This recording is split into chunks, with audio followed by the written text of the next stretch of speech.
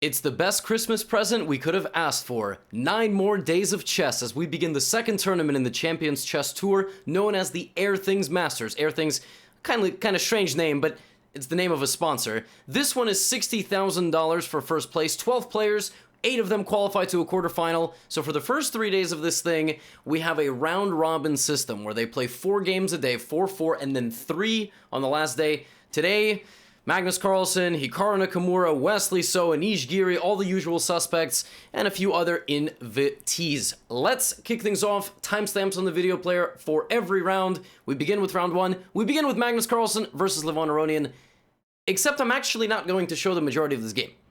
I'm going to show move 30. Why? I know you guys like when I cover the opening, but this game was not very exciting, except for the fact that Magnus Carlsen just very clearly has a slightly better position. And Levon has a king on e5. His king is stuck in the middle of the board.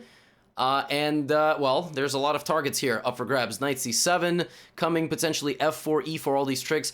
But Magnus started letting it slip. After g5 and a trade, Levon managed to stabilize, creating a little pawn barrier for the king. And some short while later, even though Magnus tried to break out, a massive trade of things occurred. Knight for bishop, ultimately. And so now Magnus has a 3-on-2 endgame, but this is what we call an irregular pawn structure, right? It's very strange you get something looking like this, but you get the 2 passed pawns connected, you know, A and B going. That's what Magnus wants. A couple moves later, something completely insane happened. Right here, Levon played the move rook d4, and if you just see the move rook d4, you go, well, that makes a lot of sense. He wants to trade rooks, and Magnus Carlsen played take-take. Except for the fact that if Magnus Carlsen had looked for a check here, in fact, the rook had been not allowing this pawn to move. But this is f4, check, and rook takes rook. And what's really funny here is that this discovered attack, no matter what you take this with, you lose the rook and you lose the game. Levon played rook d4 and visibly, was like, oh my god. And Magnus didn't see it. I mean, Magnus literally just didn't see it and traded, and okay, I mean, we played some more moves, but Levon used his king activity here, very important in rook endgames, if you're down a pawn to have the more active rook and the more active king, and you see here that Levon does very much have that. He has a very active king, kind of suppressing Magnus's movement. Magnus begins moving the pawns, but he's not fast enough. I mean, the black king just gets there, pawns get traded, nice idea, and that's it. Nice, very instructive here moment, once again, no rook takes b3, because if you play rook takes b3, there is rook f4 check, and in this one case, there is king to a3, and you survive, and you don't lose your rook. But just don't even let this happen. Just give the check first, because if the king goes this way, you check again, and if the king goes this way, well, none of this has to happen. The king is no longer touching your rook. So this very nice nuanced idea. That's really all I wanted to show. Kind of insane. Magnus Carlsen missing a one-move rook-winning tactic in the first round. Drawing the game ultimately, but you knew we were going to be off to a good start. In the other first round match of the day, we had Grishuk with the white pieces and Hikaru Nakamura with the black pieces. This one will look familiar because Hikaru has played this line a million times at this point. I mean, very close to that. This particular game followed this variation that Hikaru had against Ding Liren in the Skilling Open. Hikaru has now played this against Ding Liren, he's now played this against Wesley So, he's now played this against Maxime Vachier-Lagrave, and he has now played this against Grandmaster Thug Life Sasha Alexander Grishuk. And in this game, Grishuk played the move King H2. And the point of King H2, couple of ideas. Number one, maybe you go Rook H1 and bring the king back, actually, because then the rook targets this way. Hikaru played Bishop H5, he baits Grishuk here. Grishuk in a 15-minute game is what this is, a 15-minute format, thinks like 10 minutes here, and plays e6, a very interesting sacrifice of a pawn.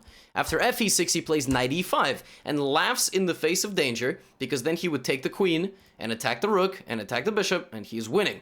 But Hikaru plays queen e8, and Grishuk plays g4. And now we kind of see what the point is. This is called compensation. He is compensating for the fact that he is down one pawn with much more active pieces, targets in the future. Hikaru, pawn down, goes for the bailout, tries to trade. And now Grishuk plays g5, and misses something called interposing defense. Grishuk plays g5 because it's protected and because this opens the gate for the queen to get to h5. Interposing defense is when you plop a piece in between two pieces which are connected. And knight f4 is a brilliant move, hitting this and this. This is threatened, and now things start to heat up. So Hikaru trades off one of the bishops, gives a check, and then doesn't even take back, but plays the move c6. Now the pawn is protected from the rook, and the bishop can hide behind the pawn to look at h2. That's the power of the bishop. All you gotta do is slide it back one square, all of a sudden it's looking to the other side of the board, right? So we get hg7, and now rook f6. Hikaru doesn't even take back, activates the rook. We get f3, bishop c7, and watch what Grishuk does. The man goes for some cardio. Bishop f2 first, king f1. Rook g6, g4, queen h2, the kings come in, king to e2. Bishop to g3, rook to f1, Hikaru plays the move e5 because he's trying to shatter this e file to get to the rook. Grishuk takes, and in the moment that Hikaru plays the move rook e8, oh, we keep running. Bishop f2, rook c2. It looks like for a moment we're losing a bishop. And now Hikaru does a very practical thing. In the middle of all this, queen, two rooks, 4 pawns each, he plays a very nice idea. Hikaru plays queen e3. The point is that you trade the queens into an endgame where, again, we have a very irregular pawn structure. We have two connected passed pawns, but 4 versus 2 and much more activity. That's the thing, is that Hikaru's king can be more active faster, and his rooks are targeting, and they're faster, and a few moves later, Grishuk went for the double, can't take because of this, take the rook, and then just a blunder here. Just the blunder, rook d3 check. Just the blunder, rook d3 check. And the point is that if you play rook d2, which is what didn't happen in the game, but it could have, rook takes, and then I take this. So you just sidestep, check, take something, and then go for the pawn. That's exactly what happens in the game. It's why you always look if a check is possible. Now Grishuk began doing some stuff. Of course, rook back, you don't trade here because king versus 4 versus king versus 3 is not good. King c3, king f7, a little bit, you know, a3, nice idea there, trying to go for the a2 pawn. Grishuk gives away a2, but immediately tries to win it back. Does, but at what cost, right? He loses the g5 pawn for the b pawn. Now, this endgame is a draw, but you've got to be extremely precise. And there was a moment Grishuk had to play b5. He had to play this move. Even though if you allow c5, I mean, this just looks absolutely terrifying to allow two connected passed pawns to start walking down the board. That was apparently his one chance. He didn't play it. He gave another check. And Hikaru does something very instructive here. Marches the king forward toward the pawn and pushes. And look at this. He sacrifices his pawn, right? He sacrifices his pawn because in this position, if you sacrifice the rook for the pawn, king and rook versus king and pawn is winning for the person with the rook, given a few conditions are met. Number one, given the pawn is not that far, and it's, it's not that close, I should say. If the pawn is like 2 squares away from promoting, probably you're not going to stop it as long as the king is helping it. So given that the pawn is far away, so that is a good idea, good way to win, and the king has to be close. And in this case, both things are met. There is no way the pawn and the white king can walk up together. It just takes way too long. In the game, what happened is Grishuk went back with the king first, and now Hikaru did a very instructive technique. This is called shouldering. He plays king e2, and then he plays, basically the constant threat here is d2 with the discovered check and promotion. So then Grishuk starts to monitor and king e1. And if you give him a check, he's going to go king d1, shouldering the king away from any sort of access. d2 will come, and he ends up winning the game after rook c6, d2 check, king c4, and king c2. And this is a win because rook d6, and now, instructive, listen up, don't make the queen. If you make the queen, now the king is shouldering our king away from getting to the pawn, and this is a draw. This is a draw. There is no way to win this after b5. No way, because the pawn's going. If you bring the king, I push. You got to start bringing the rook back. I bring my king. Bring the king, bring the king, bring the king, bring the pawn. You can't get close. So how did Hikaru win it? He won it by playing... Well, actually, technically Grishuk resigned. But he would have won it after rook d6 with check first. Remember last game how Levon gave the check? And I said this is instructive? He gave the check. He would have given the check. And then you play rook d3. You use the rook as a shield for the pawn. And that's it. Rook check, king b2, pawn is promoting. Instructive, right? Okay, very good. Let's move on to the second round. In the second round, Grishuk, after losing the first round, now has the black pieces against Jan Nepomniachtchi. We get more of the same in Italian. I mean, listen, we don't have to go into the theory. Not really what this is all about. But it does get interesting quickly because Nepo goes a pawn down. Just straight up sacrifices a pawn, plays queen b3, and goes for f7.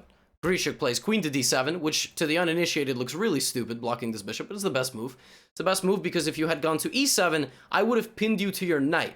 So instead of doing that, he plays the temporarily clumsy move, backs up with the knight, and then here plays queen d8 to open up the bishop, bishop to d7, d5, and that was a really fascinating... This e-pawn survived a war, basically. First of all, you can't take it now because I take, and I take. And you can't take because I take. So you're just going to be a pawn down. So he doesn't take. He brings back the knight, and now queen to f8.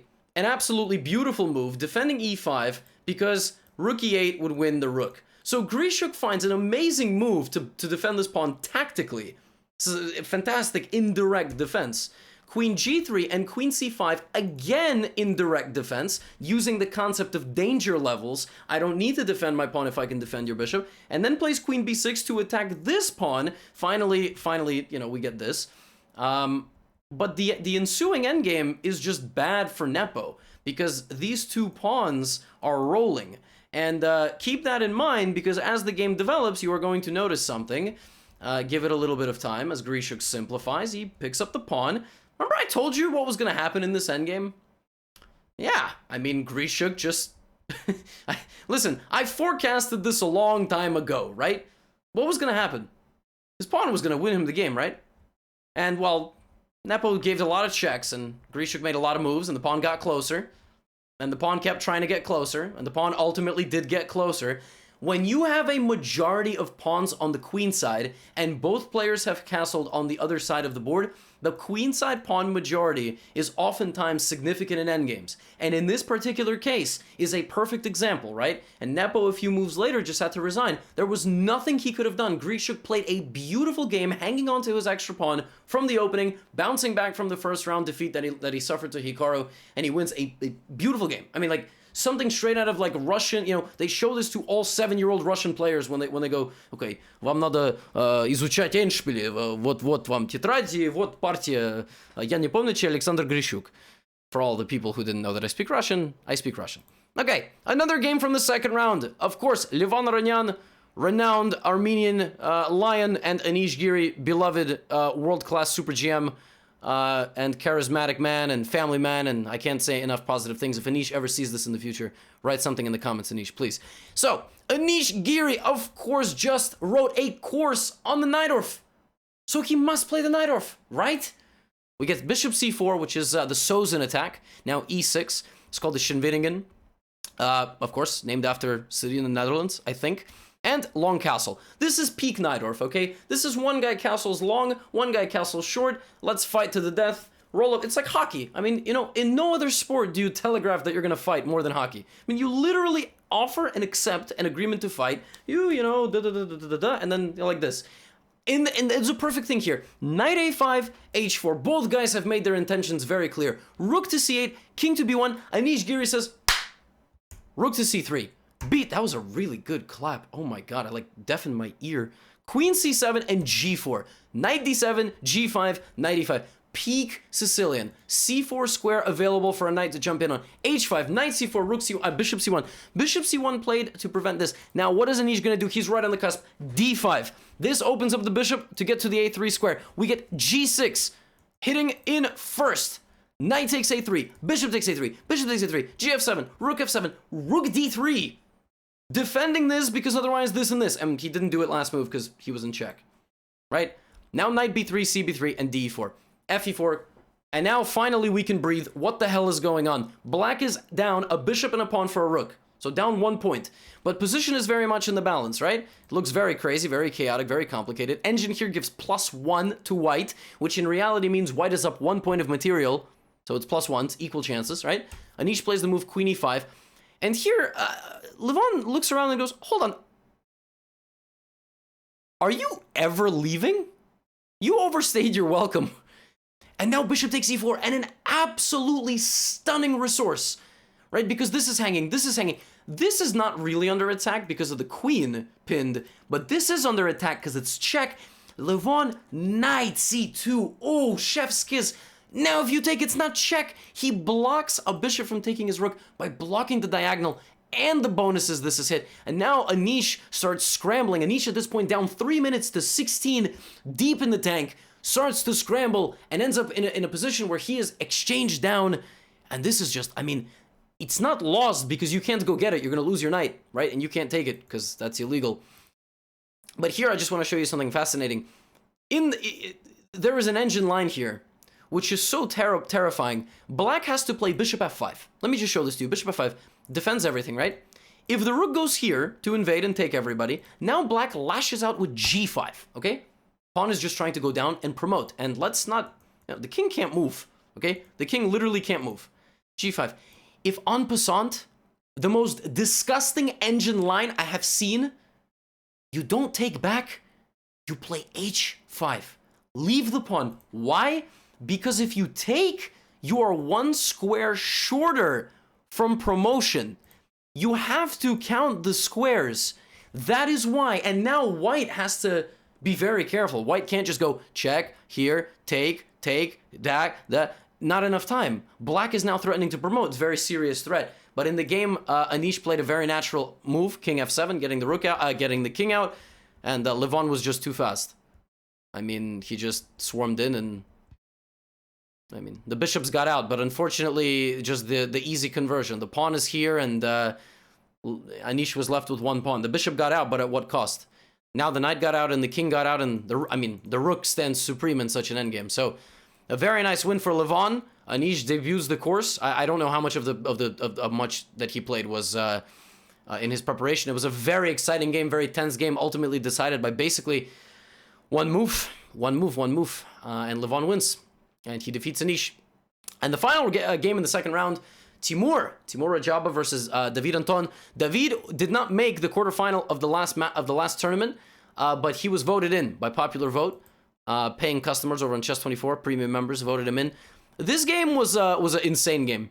So first of all, early on, David did a triangle with his queen. First of all, this was funny, right? So he does a little, whatever the hell is that? I don't know what. Listen, he's 2700 for a reason, okay? I am recapping these games, but I don't know what to say. Anyway, bishop comes back, and we see a very common queen's gambit structure where white has no dark squared bishop, but a bunch of pawns on dark squares. In fact, only one stupid guy right here is not on dark square. Put it on dark square so you counterbalance this bishop. This bishop is stuck. But this game heated up quickly. I mean, there was this, and then there was this, and then there was rook d1, and you can't take my knight because discovered check and I win your queen, and then here David Anton played kaboom. The point being, if you take, I have check, and now I can take the knight. But the problem is that, it's equal, but Rajabov has a lot more space, and he has a lot more development. So what does he do? Immediately uses his open file. Immediately. Rook b1, boom. Rook d8, counter shot. If rook b7, rook d3. Right? And queen, wait, I'm hallucinating. I would like to apologize. I, for a second, thought that after rook takes b7, rook takes d3, queen takes d3, queen takes e1. That's what I was about to say. Actually, if rook takes b7, the queen is just, rook is... That's what happens when 9 out... Look, I'm just going to apologize. I made a mistake. I'm just going to keep recording. But, wow, that's very impressive. If rook takes b7, actually, in reality, you just lose the rook. Okay, very good. Let's carry on. Bishop to e4, and now rook takes b7. Still not a threat, but maybe in the future we're going to move or go queen f2. I think the other point of bishop e4 is you cannot easily play b6, because then I'm going to take your pawn, right? So rook d7, okay, nice. And now queen f2, take. How does a player like Timur Rajabov defeat another player of equal caliber in a position with 2 rooks and a bishop and 6 pawns? And each. King g3. Bishop goes back. a4. Why? Because you want to clamp down on the queen side, maybe a5, a6. Sacrificing the pawn and winning this one. So b6. What did I say? Didn't I say that? He's going to sacrifice the pawn? Right? b5, take. Boom.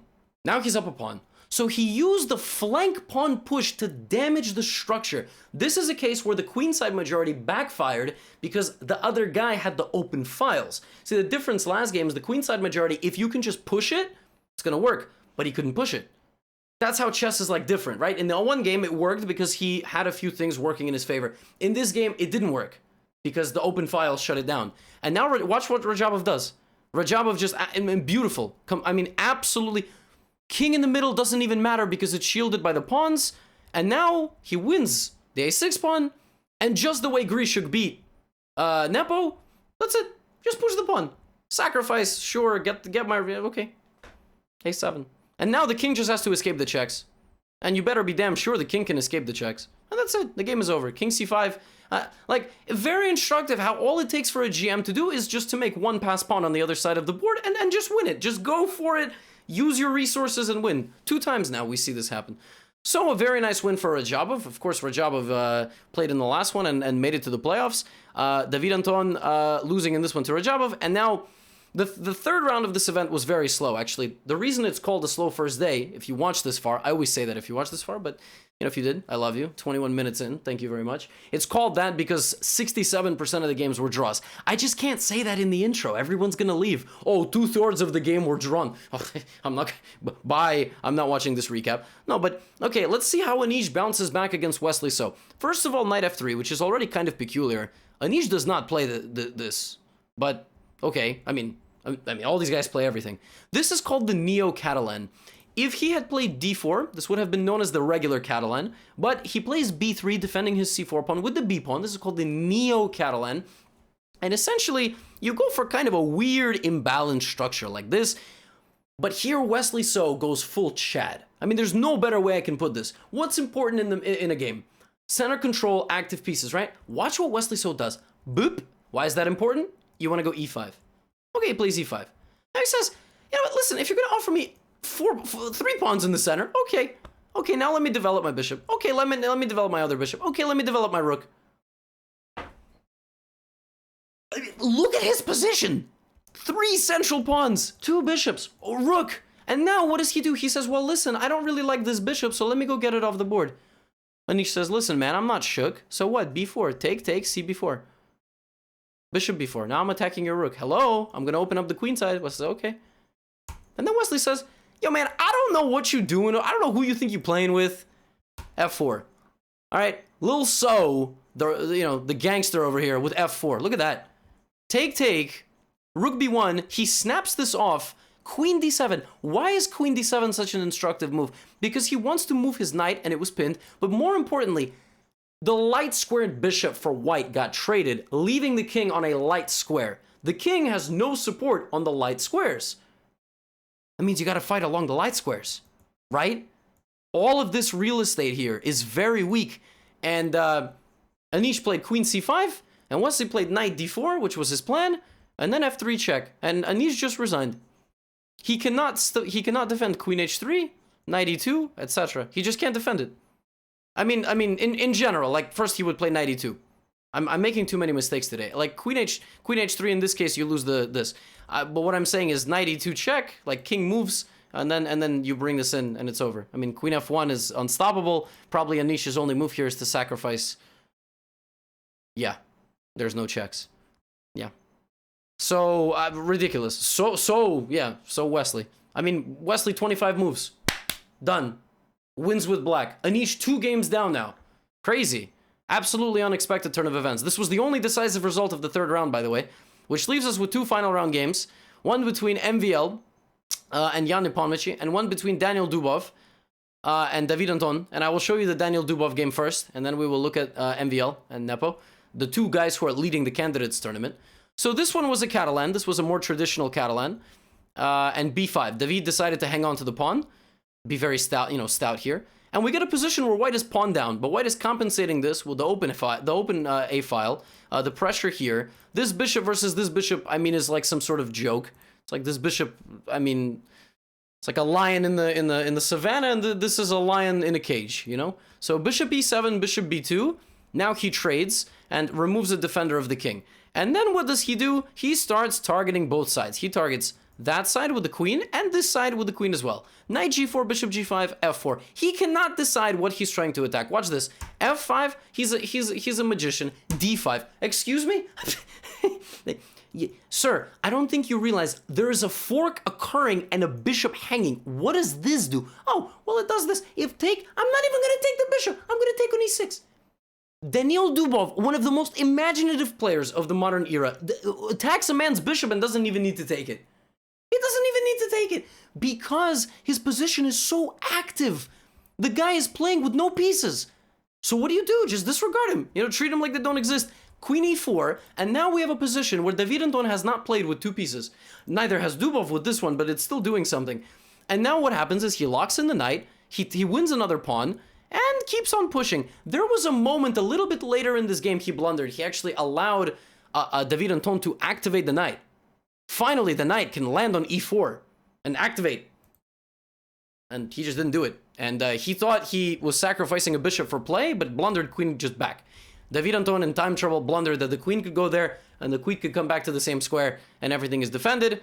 And it was, you know, a little bit tense for a few more moves, but the pass pawn and the fact that Daniil Dubov is literally up 3 pawns in a queen and rook endgame, 4 pawns now, was sufficient for him to defeat...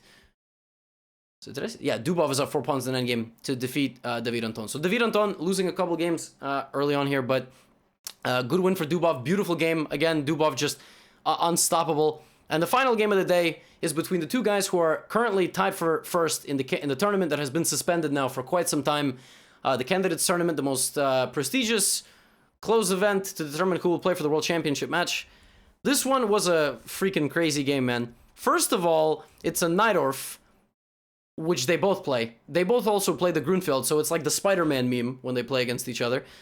This one was really, you know, the opening was whatever, but then they started attacking each other. Oh, and this is just beautiful. Just beautiful stuff. First a trade, queen b6. The man says, look, you have this and this and this, and I'm gonna castle into it. To hell with your nonsense. Okay, queen b4, rook h4. Of course, all of us think to move the rook up to defend the pawn on the other side of the board. Fantastic. a4, rook e1 castles, a3, knight b3 check, bishop b3, and a few moves later, in a position with 2 rooks and a bishop each, my man Jan Nepomniachtchi says, listen, man, look, I'm good, man. Let me sacrifice my exchange. Look, I know we have 2 rooks and a knight each. I understand, but I'm going to sacrifice my rook. I'm not. Rook h2. Let me take this. And let me bring the bishop back. And in this endgame, 2 rooks, when you're playing bishop versus rook endgame, especially when the rooks haven't been traded, what MVL would love here, he wants to get this rook off the board, because if he gets the rook off the board, what's going to happen? The way Levon beat Giri, do you remember that? You watched that? I watched it. I recorded it, so I had to watch it. Trade the rook, because then the pawns can't be defended. So what does Nepo do in this game? He does not trade the rook. He uses the open lines on the queen side to bring in his pawns, then activate his rook to its maximum capacity. Then he coordinates the 2 pawns that he has remaining while monitoring the movement of MVL's only pass pawn, chomps away, and then finally says, okay, you know what? You know what I'm ready for? I am ready to push. I am ready to push, and the second you allow me to bring my king, I'm going to bring my king, and then I'm going to check you, and then I'm going to, again, defend you, like the same way I defended the other pawn from the back, right? King b4, let me push this pawn, okay? Rook c3, and you let me bring in the king, so I'm going to bring in the king. Now I'm going to play bishop e4, because this bishop is very nice, covers the promotion square, can protect my pawn, and then I can use it as a shield to get in. Oh, and surprise, surprise, Gothamchess, who has seen the games and knows exactly what he tells you exactly what happens, and look at that. Beautiful, just... King, bishop, 2 pawns. Let's go, boys. Everyone goes together. King, bishop, both pawns. Hoppa. And the g pawn gets a little... Woo! G4, G3, G2. Both pawns. And the whole time, MVL's only prized possession never made it. And a nice win here. One trick, by the way. If you queen too fast, I sack, and I win this. And now it's a draw. Because both of us have pawns that we're going to end up sacrificing the rooks for. But that didn't happen, and a queen, he sacks rook f3, and that's it. And Nepo wins despite being exchanged down. Nepo is one of the most creative damn players I've ever seen. Dubov, I mean, all these guys are just incredibly creative. This was the final decisive game of the first day. 1/3 of the games were decisive, and I think 1/3, or 1, 2, 3, 4, 5, 6, 7. Did I miss one? No, I think 7 games. 7 games were decisive on the first day. And there you have it. So, on that note, we're going to take a look at the scoreboard. Hikaru, Wesley, Levon Aranyan, Daniel Dubov, and I don't know what am I saying? I don't know. I'm saying some weird stuff. Rajabov, and there you have it. Giri and Anton Giharo struggling, and remember the top 8 qualify. Tomorrow, tune in for coverage. Begins 9 a.m. Eastern Time. That's 7:30 or 19:30 in India. Shout out to the Indian crew. 6 a.m. Pacific. 15 o'clock Central European Time. I've had a lot of fun doing these, and it's going to be a fun week, my friends. Take it easy.